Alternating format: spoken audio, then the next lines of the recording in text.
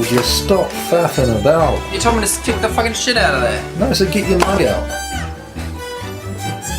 Faffing. It's the best word ever. Well, You've got to add a T. What am I supposed to do? I'm a thirsty guy. In my own... and then I'm going to edit it for you. So you look terrible. So that's Oliver. I'm Jet. We're going to ramble about something. What were you rambling about? D&D lied to us. Dungeons and Dragons lied to us. Why did it lie to us, Oliver? Because it did, Jet. Just like my last girlfriend. Dungeons and Dragons. Wasn't a role-playing game. It's not. It's a tactical miniatures combat game. Bloody 40k is It's what it is. 40k with one model. I'm not joking. So, I did my research. did they have that game? They didn't have it back then. No, not back then. D&D started off with Gary Gygax and one other dude who's never forgotten playing a game that they called Chainmail. Fucking I think that other guy made more of the game than Gary Gygax. Armstrong and what's his face? That's that other guy. Yeah. The guy that didn't say one small step for man. That's it. That guy. His name's Buzz Aldrin. But anyway. Yeah, no. Buzz Aldrin, if you're watching this, he won't be. Very sorry. You're a big hero. The 25th viewer is Buzz Aldrin. No, man, we got another video now. We've probably got like 26 viewers. Holy shit. Moving up in the world. So, yeah. Yeah, so I always wondered why... well, no, I didn't always wonder.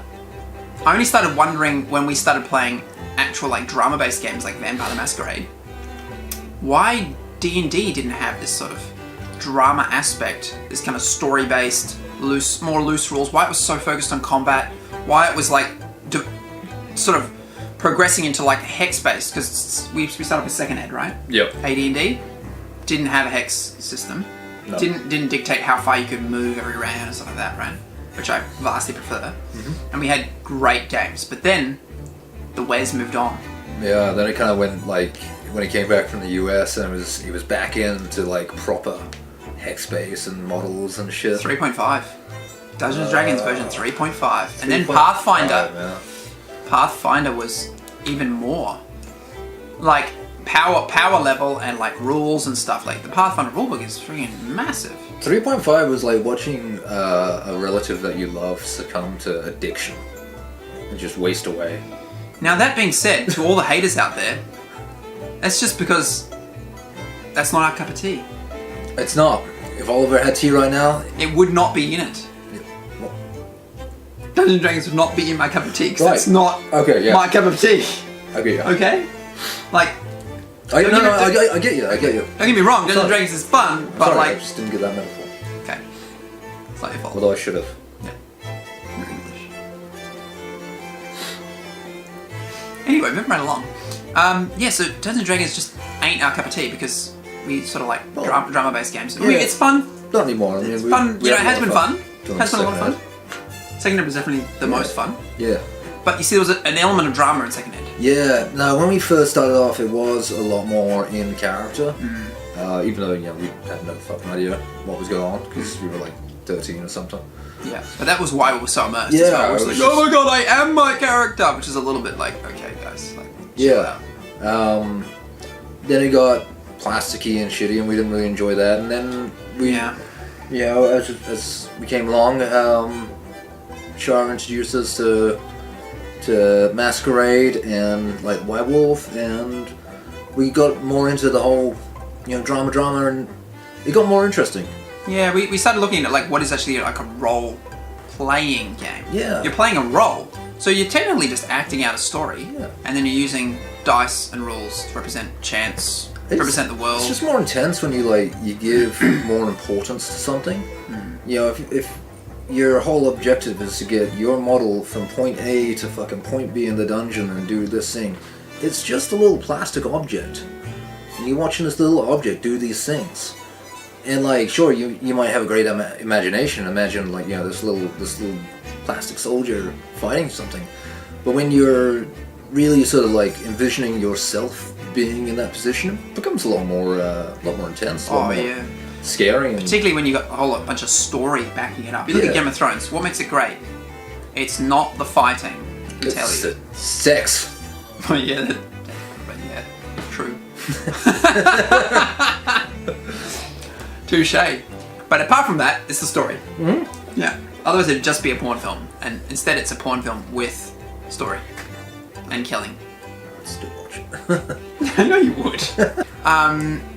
Yes. So, Dungeons and Dragons is not really a role-playing game. Not really. I mean, You don't really play much of a role. You can run it as a role-playing game, but the very base core element of it and what it was designed to be is it's not a role-playing game. That's right. And so I think that when you look at a role-playing game from the concept of hexes, really complex combat rules, you look at how much focus is there on combat in your rule system, and then you can see what's more important in the game. Is drama, other character skills, are they important? Is diplomacy of any value? Are social skills of any use? Any social attributes? Are they like how good, how charming is your character? How commanding? How intelligent? How good are they getting their point across? You tell some of the most amazing characters in history were like iron-willed people who never fought a battle in their life. Winston Churchill. Churchill? The guy's a genius. Dude, it was fucking fantastic. Absolutely genius. And you know what? All social skills, all mental skills. Yeah. None of this, no combat. I mean, you know, he wasn't exactly like fighting type. He was in the boxing and stuff when he was younger, but he Yeah. had a very frail body. Which He was in World War One, but he was like one of those, you know, Yeah. charge, man. So yeah, you know, he got his gun up a little bit, maybe a little bit of boxing, but at the end of the day, he found more talent in chatting to people, You see, and that's cutting bitches down. so good. I mean, that's real life. And, you know, having a bit of adventure, a bit of action, it's fantastic. I love action in stories and in role-playing games. But you know, I think there should be a lot more emphasis based on social skills and things like that, and not so much on combat. You know, combat's still important. I think combat should be fairly accurate, fairly intense. Yeah. And, you know, weaponry should be, you know, given due consideration. But yeah, it's kind of bullshit to put like 7 on, you know, melee all the time. It's like, oh, well, I want to make... Out of 10, it's Yeah. 7 out of 10 on immersion. Yeah. Well, I mean, they're not watching fucking Play School. This is true. Low immersion. Learn Immersion, yeah. Plug. This ain't Play School. There's actually a reason we sort of took a lot of limitations out. Like when I game with Jet, for example, there are no limitations. He can make whatever he wants. But I don't take those. Well, that's the point. It's like, what story do you want to play? Yeah. What story do you actually want to play? You What story do you want to read about? You know, do you want to read about the guy who's just good at everything? Yeah, I mean, you can always That's pretty customize your games around your players and everything. Like, I always play like a lower key style of adventure. Stuart is always, you know, high fantasy, high adventure. high adventure. You know, like, He's got the power. obviously you gotta customize your games around that. But at the same time, man, like, you throw Stuart a curveball, and he has great fun playing interesting characters. You know, like, it's really interesting to make your, well, not make, but have your gamers play something else that they're not interested, well, wouldn't usually do. Wouldn't normally do, yeah, that's a great one. Yeah. Jet, for example, is not a big fan of the French. And one time, we were playing a game of Vampire. We used immersion rules to test it out, see if it would work on Vampire. And I told him that he had to be an effete Frenchman. Yeah. And not a warrior at all. And it was fun as shit. It was actually awesome. And he actually watched YouTube videos about how to speak like a Frenchman. Yeah. Accents and shit. It was amazing. Which I don't think got pulled off all that well, but you know what? But, you know. I got more into character doing it. That was amazing. Creepiest character ever. Well, I wouldn't.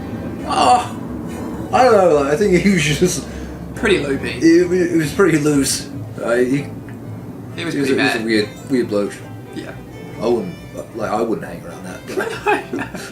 It was a vendor of specialty blood vintages. Yeah. Oh, that was so messed up. He had like a drug den in his Oh, the basement. blood pink. Oh, so gross. That's Any ending comments you'd like to make off of it? No. Well, do you want to take us out? From me and Itai here at Immersion Studios. And from Stuart in Melbourne, I guess, as well. Give him a plug too. Yeah, you would. Oh, I just got that. Just got that. Took you a while. Took me a moment. I was like, what? Yeah. Ramble over. Ramble on. What was that? It was the music. That wasn't the music. I can't remember the way it goes.